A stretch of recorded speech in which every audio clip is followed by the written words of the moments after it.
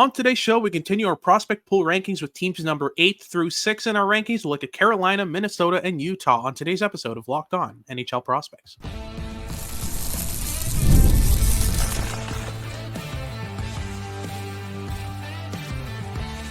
You are Locked On NHL Prospects, part of the Locked On Podcast Network. Your team every day.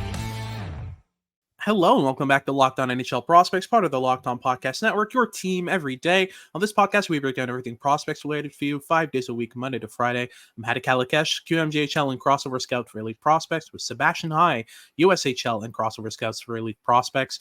And on today's show, we'll be breaking down teams 8 through 6 in our prospect pool rankings. We're going to start off with team number 8, the Carolina Hurricanes, work our way down to team number 6, going through Minnesota and Utah as well in these segments here. To give you just a reminder on how we work out in terms of these rankings, we rank the top 5 prospects from each pool, mention a bunch of honorable mentions as well for each one. The criteria are you need to be 22 or under for skaters and 24 or under for goalies with under 41 NHL games played. Before we get into the episode, though, today's episode is brought to you by Game Time. Download the Game Time app, create an account, and use code LOCKEDONNHL for $20 off your first purchase. If you're watching on YouTube, as usual, make sure to like and subscribe. Leave us a comment letting us know what you thought of the rankings, what you thought of the episode, and what you want us to talk about next. And if you're listening on your favorite podcasting platform, as usual, please leave us a rate and review and make sure to make us your first listen of the day. So let's get started right away here at number 1. The prospect has been pretty peculiar over the past couple of years, and his progression has been fairly interesting. Started off as a third-round pick of the Carolina Hurricanes here, and has very quickly become one of the best prospects outside the NHL at 22 years old. Alexander Nikishin is our number 1 prospect here in the pool for Carolina. Talk me through his game, what he's done for SKA, all that good stuff. Yeah, he's a very young captain in the KHL at just 22 years old. He already was the captain at 21 as well. He's a 6'3" left shot defenseman, 196 pounds, and there's very little in his game to nitpick. He is physically dominant. He is very daring in transition. He often goes for big stretch passes. He tries to make big plays and really make his mark on the games that he partakes in. He's not one to just be very happy with the simple give and go play.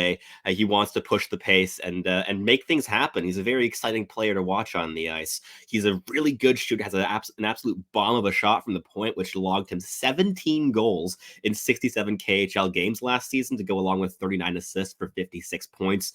He was by far the most offensively dangerous defenseman in the entire KHL last year, and I think this year is going to be no different. And when he does make the leap to the NHL, I think that Carolina has a shoe-in top 4 defenseman and very possibly also a top pairing guy within half a season of him making the leap. He's a really toolsy, really intelligent player who I think that he's going to be a difference maker when he does make that transition, and a very intriguing overall profile because, as you mentioned, he was a 3rd-round draft pick, and at this point, it's almost as if when he signs his ELC that Carolina's getting in a premier free agent signing. So it's going to be very exciting when that does happen. Absolutely. He's been looking great so far. And I want to move on to number 2 here with Bradley Nadeau, who's no knock either. Drafted in the first round, 30th overall in 2023 only. Was playing in the BCHL in his draft year and made the jump to the NCAA look ridiculously easy. He moved to the University of Maine in his draft +1. Going from junior A straight to college and put up 46 points in 37 games. So there's something definitely translatable about his game. And I think we can both agree his shot is bona fide elite. It is ridiculous how well he shoots the puck in movement and transition, quick one-touch catch and release plays. His shot is really complete and polished and really, really good. On top of that, the rest of the skill set is no knock either. Great passer, great stick handler. He's got really, really good hockey sense as well. He's able to read the game really well, move off the puck to find those pockets of space really well. At 5'10", 160 pounds, you need to be an elite thinker of the game, and I think he is. He's definitely not a physical specimen. He's definitely not the most speedy and dynamic player on and off the puck, but he's just a really intelligent sharpshooter who can make plays on both sides of the ice fairly well. He's also not a knock defensively either. He's pretty good on that side of the ice. overall, he's been a really interesting prospect to follow because again, you rarely see guys go from the BCHL straight to the NCAA and dominate like he has. He was the best player on University of Maine last year. Joined his brother over there, Josh Nadeau. Both of them it was immediate fireworks between those two guys. And yeah, overall, I remember you being really high on his teammate, Adar Suniev. But things changed pretty quickly on that end once I put you on Bradley Nadeau and you realize, oh man, this guy's legit, right?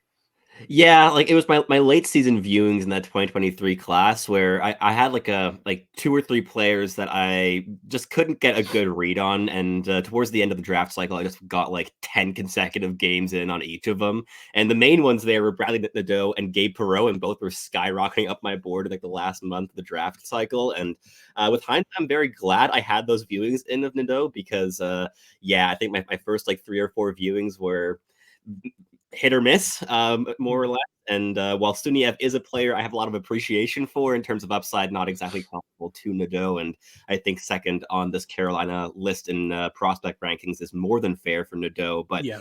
Number 3, guys, a player that you're also a very big fan of, a fantastic puck handling defenseman. So talk me through Scott Morrow's game a bit. Absolutely. Scott Morrow is a 6', 295-pound right shot defenseman, drafted 40th overall in the 2021 NHL draft, and his progression has been great. I mean, I've always been a big fan of his game. He was playing high school prep in his draft year, and that league is always difficult to scout because you never know whether you're looking at a player who's dominating because everyone's weak or because they're really good. But he's really proven his worth so far with University of Massachusetts, became their top power play quarterback, their biggest minute muncher, and overall has rounded out his game incredibly well. As you mentioned, he's a puck handling guy, but he's also a really good passer, a really good defender. He's able to defend the rush fairly well, despite the fact that his skating isn't really perfectly polished for a puck carrier. Overall, he's got some decent tools on that side and should develop fairly well.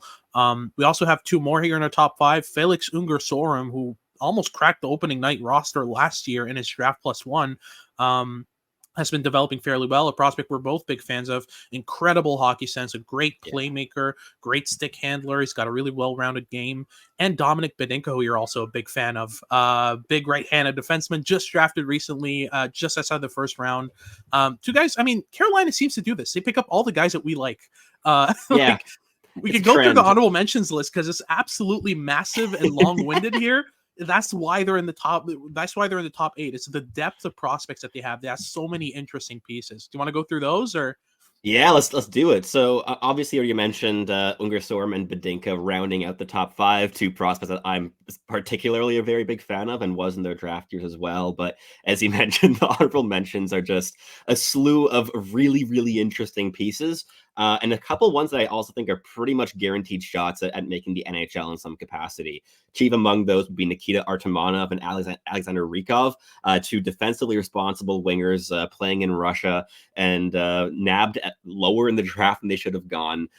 Justin Poirier was just drafted a couple of months ago, a dynamic sniper, the best goal scorer in the entire QMJHL last year. He's tiny, but he's really violent and never misses a fight or an opportunity to get engaged along the boards. Jaden Perron is a highly intelligent playmaking winger who we were huge fans of in his draft year, and his progression hasn't exactly mirrored the projection that either of us had in mind for him just yet. But I think that, especially as a sophomore now going into college, he'll be up for a really big offensive season. Jackson Blake's another dynamic, undersized winger who's been lighting up the NCAA. Vladimir Grudinin, a really mobile left shot defenseman who was, I think, a 5th round draft pick or something by Carolina when a lot of us had him like at like the tail end of the 1st round or early on in the 2nd. Simon Forsmark, Alexander Pelevin, another 2 like mobile defensemen. Fyodor Avramov's a hilarious case that I'm just a really big fan of. Really big, violent, and fantastic puck handler. That combination of aggression and like soft skill in a big frame is something that I always really appreciate. And I think that if he makes the NHL, you have like one of the more entertaining bottom 6 guys in the league. And Gleb Trikazov is still in here. I mean, really elite level skill. You had him ranked top 10, I believe, in his draft year. And Carolina nabbed him in like what, the 3rd round or something obscene like that. Like 62nd, like late second. Late second. Okay, yeah. But like there's even more guys. Like even Noel Franzen was drafted this year, and a very similar profile to other Swedish defensemen that got a lot more airtime last season in Leo Salin Valenius and Alphonse Frey, but Noel Franzen has a lot of the same strengths as those guys and is a bit more polished in the defensive area of his game, while still being a dangerous goal scorer from the blue line, a really interesting puck mover, very mobile player. A lot to like in this prospect pool. Ruslan Kajeyev is a goaltender who's, I believe, 19 years old. He was a late round draft pick, and he already has signed his ELC despite still playing over in Russia. A lot of pieces, like a lot of really decent pieces here. And like, they're not all going to make it, certainly, but I think that these are a lot of really intelligent, calculated risks that Carolina has taken. And one thing that I think is very clear in the drafting philosophy of this team is that they don't target one mold of player. They go for value on draft day. They go for players that they don't believe should be available anymore when they're selecting, and they just go out and pick them. Whether they're players that like they necessarily targeted going into the draft or not, they're very adaptable on draft day and just taking fallers and taking big swings on skill. And it's something I very much appreciate in their approach to the draft. Yeah, I also think they're really good at exploiting kind of soft spots in scouting. For example, Market Russia inefficiencies. like market inefficiencies. Like Russia's incredibly prominent in this prospect pool, and I don't think it's just that they have a preference for Russian players. It's that they're exploiting the fact that other teams are letting guys slip because of the quote unquote Russian factor, when it's not really a thing. But that wraps up our first segment here on Carolina and their incredibly deep prospect pool. We'll go into number 7 with the Minnesota Wild. We'll talk a bit more about the upside with the potential that's in here. We'll get into that in just a second. But just before, a quick word from our sponsors at Game Time and FanDuel. If you're looking to buy cheap tickets last minute to any event, Game Time is the best place to secure them. Game Time is safe, secure, and very, very easy to use. They've got a bunch of deals to help you save money as well. Last minute deals, zone deals. They've got the Game Time guarantee as well to make sure you always get the best price for your tickets. If you find a ticket in the same section and row for less than what Game Time has to offer you, they credit you 110% of the difference. And a new feature right now is all-in pricing that you can toggle in the app in order to see exactly what you're paying after fees, after taxes, so you can make the best decision for your wallet and secure some great tickets at great prices. I use Game Time all the time. My schedule changes around a ton. So whenever I find myself with a free afternoon and a bit of spare change and I want to go to a hockey game, I just pull up Game Time, see what's going on in my city, whether it's the Canadians or it's the PWHL team or whatever it is. I can get a ticket on Game Time easily at a decent price and really, really efficiently. But so take the guesswork out of buying tickets with Game Time. Download the Game Time app, create an account, and use code LOCKEDONNHL for $20 off your first purchase. Terms apply, but again, super simple. You just create an account and use code LOCKEDONNHL for $20 off. So download Game Time today. Last minute tickets, lowest price, guaranteed. Hey NFL fans, you can start the season with a big return on FanDuel, America's #1 sportsbook. So when you get a hunch in the middle of a game, you can check out the latest stats, view the live play-by-play, and so much more on the exact same page where you place your bets. Whether you want to take your swings on American football, as we mentioned, or maybe even European football. I mean, the Champions League is now in full swing with the first match day now in the rear view, and all the big leagues like the Premier League, the La Liga, the Bundesliga are all really getting going right now. Or maybe you're not a football fan regardless, whether it be North American or European, and you prefer tennis or golf. FanDuel has anything for any type of sports fan, where you can take the swings on what interests you the very most. That is FanDuel.com. All right, so now we move on to number 7 in our prospect pool. We'll be looking at the Minnesota Wild in this segment. We'll look at their top 5 and their bunch of honorable mentions that look really interesting as well. But we'll start at the top end here with probably, if not the best goalie prospect in the NHL, one of the best for sure. Jesper Wallstedt comes in at number 1 in our rankings here for the Minnesota Wild and their prospect pool. Talk me through his progression over the past couple of years. What led him to be the second goalie selected in the 2021 NHL draft? Talk me through all that, and let's start things off here with Wallstedt. For sure. So Wallstedt is a 6'3", 214-pound goaltender, and going back to his draft year, I think that this was always a player that shone very brightly. I mean, he lit up the SHL as a draft-eligible talent in a way that we just don't see happening ever. And while he was the second goaltender selected, the Detroit Red Wings traded up in the draft for Sebastian Cossa, which looks a lot better now than it did perhaps a year or two ago in terms of projection.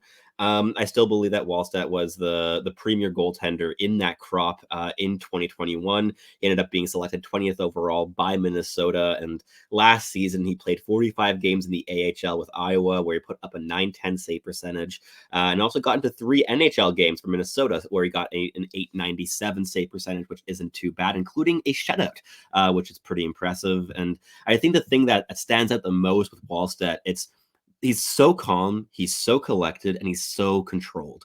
Every single movement he makes is calculated. And on top of that mental aptitude for playing in net, he has all the tools to support his game as well, whether it be the skating, whether it be the frame, whether it be his standard depth in the crease. His tracking of the puck is fantastic. There's no real clear area of weakness in his game, and I really believe that he will be a long time high-end NHL goaltender, and very potentially one of the 3 or 5 best in the league for the next decade plus. He's a player that I'm very confident in, and I believe I had him ranked 2nd or 3rd overall as well in his draft year. So player I've liked for a long time, and I mean, his progression has been very steady since then, and they haven't rushed him either, which I've appreciated, especially with being a goaltender. So yeah, he's a fantastic prospect, but it still was a debate here at number 1 for us, because Minnesota doesn't just have one fantastic prospect. They have 2 very clear blue chip prospects, and the other one, I think, had just as strong a case for this number 1 spot. So talk me through Zeev Buium here. Buium is, I mean, he's just so clutch. He's just unbelievably clutch, and he showed it on every level. At the World Juniors, for Denver in the NCAA in his draft year, I mean, he was key in every situation, and he progressed so incredibly well. He started off as a more offensive-leaning kind of skate along the blue line, make a deke, find a passing lane or a shooting lane type of defenseman, to really developing a high-end kind of shutdown game off the rush, playing really well positionally in his own zone, kind of shutting down play that way. He's a 6 foot, 185-pound defenseman, so not the biggest, but so incredibly smart, so incredibly aware, and really, really good at showing up in big moments. I think that the debate here at number 1 for Minnesota is warranted. They've got 2 players with sky-high upside in their prospect pool. I think that there's a world in which Zeev Buium's a number 2, maybe even number 1 defenseman in the NHL if he continues to show the clutch ability, the progression that he has so far. Amazing stick handler, amazing passer. He's got a decent shot from the blue line as well. His shot's more about placement and positional awareness rather than pure power. He doesn't have a clapper from the point, but he's able to kind of feather pucks through screens. He's able to get into the high slot, get below the dots for opportunities. He's not afraid to leave his blue line. There's just so much to love with Zeev Buium overall. I think it's going to be an amazing prospect for them. And what a steal for me at 12th overall in the draft. I mean, absolutely amazing. Yeah. And could you dream up a better potential partner in terms of complementing his game than Brock Faber? In one word, no. So let's move right on to number 3 here with Danila Yurov as well, who's no knock either. He's been amazing to watch and progress over the years. Great skater, great stick handler. He's got a decent overall offensive skill set. He can shoot, he can pass, reads the game really well, defensively responsible, and put up 49 points in 62 KHL games. Good for him and his progression. But that's not even the end of the top 5 here. We're looking at Liam Öhgren here at number 4. Talk me through his game, his progression, and at some point he was the favorite of ours of that trio of Öhgren, Östlund, and Lekkerimaki, right? Absolutely, and I think that very much goes down to just how polished he was in his draft year. Like Lekkerimaki and Öhgren and Östlund were definitely more project-based players that had a lot more runway, perhaps, but weren't as surefire bets as Öhgren. And I still think that Öhgren is a surefire middle six NHLer, and I don't think it's going to take him very long to get there. He already played in 4 games last season where he scored a goal and an assist for Minnesota, and played a really solid season in the SHL before then with various stats, scoring 12 goals and 19 points in 26 games. But it's a 6'1", 200-pound left winger who thinks the game at a very high level. He's one of the hardest working players in that Minnesota organization, plays with real physicality, but there's a real level of intent behind every single thing that he does, whether it's on the offensive or the defensive side of the puck. He doesn't just get lost. He doesn't float around. He's very decisive with what he wants to do, and he knows how to make an impact, and he knows what aspects of his game are difference-making factors, and he never relents in trying to push those aspects. So he's a player that I think is a real pace pusher and will be able to complement just about any line on the Minnesota Wild when he makes that full-time jump. He's so versatile and adaptable to different situations. Yeah. So whether it's on the offensive side or the defensive side, I think Minnesota's going to have a lot of fun having this player in their lineup. But there's a couple more like all-out offensive pieces in this prospect pool, like Riley Heidt, for example, who's been progressing very well with Prince George, right? Yeah, he's been amazing for them. He's progressed really well and has continued to be a playmaker first and foremost. That's definitely the kind of focal point of his offensive skill set. But he's got some other abilities too. He's decently responsible defensively. He's capable of kind of moving back, using his motor in order to kind of hunt players down and create turnovers for his team. He's also pretty violent. To quote Bill Guerin, he has some FU to his game. Like, he's definitely got that ability to just get under his opponent's skin. Him and Cohen Zemer for the Prince George Cougars were probably the most annoying duo to play against because they were always getting under everyone's skin. That's the top 5. We have a bunch of honorable mentions as well in this pool. Marat Kuznetsov, who's probably going to be a full-time NHLer next year. Ryder Ritchie was just picked up by the Wild in the second round, 45th overall. Rasmus Kumpalainen, Damon Hunt, Hunter Haight, Carson Lambos, who's still a prospect. Charlie Stramel hasn't developed that well. But we'll see how that kind of changes for him if it does. They also have Caden Bankier, Rieger Lorenz, and Aron Kibuharyu, who we're both pretty big fans of, and we're astounded to see slip to the 5th round in the 2024 NHL draft. And I remember him looking at Bill Guerin, shaking his hand and saying, "You just got yourself the steal of the draft." I'm hoping he's right because there's a decent runway for upside here with Kibuharyu. But that's our second segment done. We'll get into the third segment here. We'll look at the Utah Hockey Club in just a second. But just before, a quick word from our sponsors at Indeed. We're driven by the search for better here at Locked On, but when it comes to hiring, the best way to search isn't to search at all for candidates. Don't search, match instead with Indeed. If you need to hire, Indeed is the best place to get it done. It is your matching and hiring platform with over 350 million global monthly visitors, according to Indeed data, and a matching engine that helps you find quality candidates fast. You can ditch the busy work and take care of scheduling, screening, and messaging all through Indeed, so you can connect with candidates much faster. And Indeed doesn't just help you hire faster. 93% of employers agree that Indeed delivers the highest quality matches compared to other job sites, according to a recent Indeed survey. One of the things I love about Indeed, myself, I got my day job through Indeed as an employee, and I found it really easy, really simple to use, really efficient as well. Everything happens in the same place. You don't have to go back and forth on emails or all that stuff. And on top of that, everything's clear. You know exactly what the company's looking for. You know exactly what the qualifications have to be. And you know exactly what the salary range is. So there's no surprises, and you can make the best decision for your career. I can only imagine how easier it is for employers to use. So Indeed overall right now is offering a $75 sponsored job credit to get your jobs more visibility at Indeed.com/lockedon. Just go to Indeed.com/lockedon right now and support our show by saying you heard about Indeed on this podcast. Again, that's Indeed.com/lockedon. Terms and conditions apply, but if you need to hire, you need Indeed. Alrighty, so let's close things off here with number 6 in our prospect pool rankings. The Utah Hockey Club comes in here at number 6, which is interesting because they picked at 6th overall in the 2024 NHL draft and picked up Tij Iginla at number 1 here in this prospect pool. And let's talk about his game because he's progressed well as well. I mean, he wasn't the same player he was last year, and he changed his approach a decent amount since the start of the year, which led him to rocket up every single board. And at some point, he was a bona fide top 10 prospect, and no one had any argument against that. Overall, the shot, I mean, is absolutely ridiculous. We've already known that. He's more of a close to the net type of scorer than a guy who scores from out wide or can beat goalies from range. He can definitely do it, but he chooses not to. He drives the net. He sticks around the crease. He makes little movements in order to free himself up for a shot. There's a decent kind of skill set there with Tij Iginla. And on top of that, he's progressed in his playmaking. He's progressed in his defensive game, even though he's more energetic than smart on the back check. He tends to overskate his lanes and just go all out for energy and forget to kind of pace himself. But that's something that, I mean, a lot of prospects usually tend to kind of develop as they progress. And he's one of the best off the board players that we've seen in the draft class there. So an amazing skill set with Tij Iginla, and he should develop incredibly well as he progresses.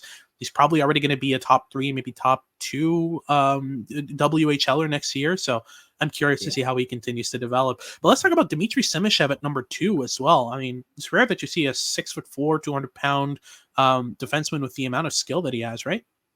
Absolutely. He's a really intriguing player that I know we were also very big fans of in his draft year and did not bat a single eye when he ended up being selected 6th overall by Utah, which was a bit of a shock in terms of like what had been projected going into the draft by most media outlets. But he combines elite level mobility and skating with elite level physicality. He's probably the best shutdown defender that I've watched in the last 3 draft classes. His transition defending is bar none. He can match footwork so well. He consistently keeps a super tight gap. He smothers play into the boards. He uses his surroundings to his advantage, whether it be the boards or his teammates to shepherd play towards them and to kind of box play in. He's a really cerebral defender that uses his surroundings to his advantage. And on top of that, as you mentioned, the on-puck game is also pretty decent. The puck skills, whether it be the puck handling or the passing ability, are above average in terms of NHL projection. He's an intelligent player. He doesn't take too many unnecessary risks. So he's not like your Alexander Nikishin at the KHL level who goes for massive stretch passes and big risks to also get points on the board. He's a lot more composed and a bit more possession oriented than Nikishin is, for instance. And he got 10 points in 63 KHL games with Lokomotiv Yaroslavl last season. But the tools are fantastic. And I think that give him another couple seasons to develop, and you have a very clear top 4 defenseman. And I think there's still pretty significant top pairing upside with this player. But the next big Russian that we have on this ranking is one that you're not quite as big of a fan of, but I have some appreciation for, in Daniil But. He's a 6'5", 203-pound winger. He can play on both sides. He's not the best skater in the world, but he's a pretty powerful in his lower body, and he can take opponents off guard with his acceleration.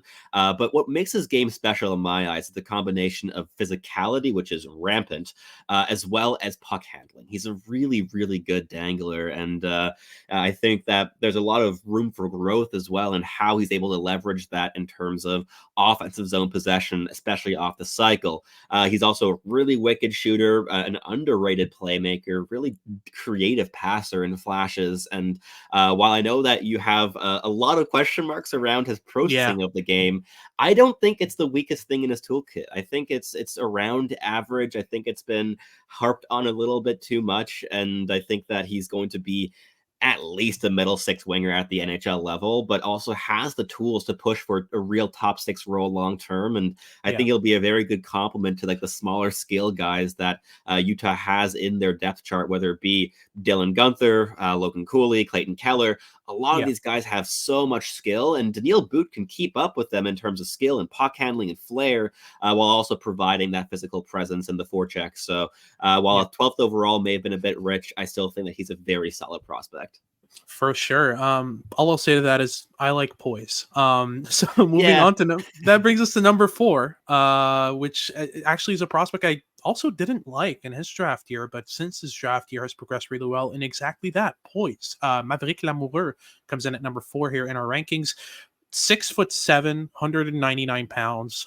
He's got a wiry frame that works really, really well with his high-end skating as well. He's got decent mobility for a 6'7" guy. He can get around the ice incredibly well. Really what makes his game tick and what's kind of progressed that made me more confident in his projection is that poise, that composure, that ability to read the game and show skill on both sides of the ice by using that poise. Offensively at the blue line, it's the timing of his shots, the timing of his passes, the ability to hang on to pucks and not get rid of them as soon as he's pressured. Same thing defensively. On the breakout or on retrievals, he's gotten a lot more composed and capable. And again, 6'7", the range that he has with the skating that he has, he's got a decent kind of foundation of tools in order to be an effective defenseman, and he's added the mental layer on top of that makes me more confident in this projection. Then at number 5 we have Josh Doan, who's been progressing really well as well. Still a below average skater and handler, still a player who is mainly more of a give and go, thoughtful type of player, but it's been working really well in the NHL so far. He had 9 points in 11 games in the NHL. The son of Arizona legend Shane Doan has progressed incredibly well since his draft year. Played with Tucson in the AHL as well, put up 46 points in 62 games. Overall, he's still a shooter / passer. He's a kind of dual threat on that end who can think the game really well, who can kind of manipulate defenders. And on top of that, he has the physical tools at 6', 185 pounds with really good puck battle mechanics, decent, well-rounded skill set. And then we have a bunch of honorable mentions. I mean, Cole Beaudoin is not even in this top 5, which is, I mean, that was difficult because I'm a big fan of Cole Beaudoin. They have a premier goaltender prospect as well in Michael Hrabal. And outside of that, they have Julian Lutz, Will Skahan, Maximilian Zuber, Jonathan Castagna, Veti Väisänen, and there's a long list of guys in here that are pretty useful. But I think Beaudoin is the only one that I think really contends for a top 5 spot in this prospect pool. He's incredible. I mean, physically built. His legs are just straight up tree trunks. Some of the biggest legs I've seen on a prospect, on an 18-year-old. That's just, I mean, that's ridiculous. He's incredibly powerful. He can bench 400 pounds. But on top of that, I mean, we're talking, not bench, he can squat 400 pounds. But overall, I mean, it's just the puck battle mechanics along the boards, the cycle play that he has, the intelligence he has to read the game when he's kind of feeling pressure on his back in order to spin off a guy and make a pass, take a shot. He's definitely more of a shooter and a checker than a playmaker and a smart player, but he definitely has that in that skill set. So yeah, overall, a great prospect pool with a lot of depth. Any last words before we close things off? Not particularly, apart from that I have a lot of appreciation for how Cole Beaudoin plays the game, and while he may lack that top 6 upside, is just like the best third line center in terms of projection they could hope for. So getting him in the late first was a really, really good swing for Utah. I almost said Arizona there, but yeah. Yeah. Absolutely. Great blend of floor and upside in this pool, and that's why they end up at 6 overall. But that's our episode done. Thank you very much for tuning in. If you're watching on YouTube, remember to like and subscribe. Leave us a comment letting us know what you want us to talk about next and what you thought of the episode. And as usual, if you're listening on your favorite podcasting platform, please leave us a rate and review and make sure to make us your first listen of the day. For your second listen of the day, make sure to check out Locked On Sports Today. They've got all your news and updates about what's going on around sports. And make sure to tune in for our future shows as we finish off the prospect pool rankings in tomorrow's episode and Monday's episode as we work our way up to the best pool in the NHL. This has been Hattie Kalikesh with Sebastian High, and we hope you tune in next time.